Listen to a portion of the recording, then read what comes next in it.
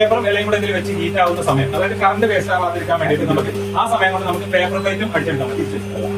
നമ്മൾ ഈ മെഷീന്റെ 6 ഇഞ്ച് പ്ലേറ്റ് ആണ്, അത് 10 ഇഞ്ച് പ്ലേറ്റ്. നമുക്ക് ഇതിന്റെ ഡൈ മാറ്റാം.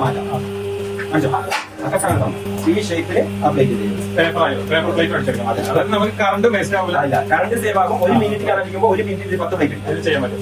ഇത് എക്കോ ഫ്രണ്ട്ലി പ്ലേറ്റ് ആണ്, കോട്ടിംഗ് ഇല്ലാത്ത പ്ലേറ്റ് ആണ്. ഇതിൽ പ്ലാസ്റ്റിക് കോട്ടിംഗ് ഒന്നും ഇല്ല. അപ്പൊ ഞാൻ പേപ്പർ പ്ലേറ്റ് ഉണ്ടാക്കിട്ടോ. പേപ്പർ പ്ലേറ്റ് ഉണ്ടാക്കാൻ വേണ്ടി ഇങ്ങനെയുള്ള സംഭവം ആർക്കും ചെയ്യാവുന്നത്, ഒരു പരിചയമില്ലാത്ത ആർക്കും ചെയ്യാവുന്ന വളരെ ഈസി ആയിട്ടുള്ള പാള നമ്മൾ ഇങ്ങനെ ഉള്ളിലോട്ട്